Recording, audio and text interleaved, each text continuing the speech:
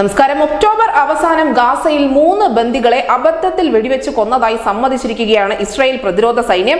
ജെറുസലേമിനെ ലക്ഷ്യമാക്കി റോക്കറ്റ് ആക്രമണം ഉണ്ടായതിന് പിന്നാലെയാണ് ഹമാസ് ഭീകരരാണ് എന്ന് തെറ്റിദ്ധരിച്ചുകൊണ്ട് ഇസ്രായേൽ പൗരന്മാരെ വെടിവെച്ച് കൊന്നത് എന്നാണ് നിലവിൽ ഇസ്രായേൽ പ്രതിരോധ സേന അറിയിക്കുന്നത്.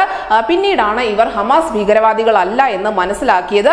എന്തായാലും നിലവിൽ ഇസ്രായേൽ സൈന്യം ഇത് തുറന്നു പറഞ്ഞിരിക്കുകയാണ്. സംഭവം അതീവ ദുഃഖകരം എന്ന് തന്നെയാണ് പ്രധാനമന്ത്രി ബെഞ്ചമിൻ നെതന്യാഹു വിശേഷിപ്പിച്ചിരിക്കുന്നത്. മാത്രമല്ല, ഇതിന്റെ ഉത്തരവാദിത്വം തങ്ങൾ ഏറ്റെടുക്കുന്നു എന്ന് ഇസ്രായേൽ സേനയുടെ വക്താവായ ഡാനിയൽ ഹെഗാരി പറഞ്ഞിട്ടുമുണ്ട്.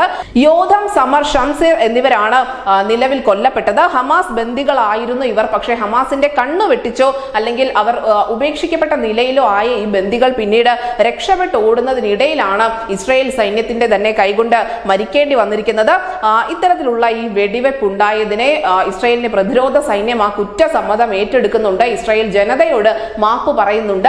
സംഭവിച്ചു പോയതാണ്, ഹമാസിന്റെ ഭീകരരാണ് എന്ന് തെറ്റിദ്ധരിച്ചുകൊണ്ടാണ് ഇസ്രായേലിന്റെ സ്വന്തം പൗരന്മാരെ തന്നെ വെടിവെച്ച് കൊന്നത് എന്നാണ് നിലവിൽ ഇസ്രായേൽ പ്രതിരോധ സൈന്യം ലോകത്തെ അറിയിക്കുന്നത്. News desk Malayalam.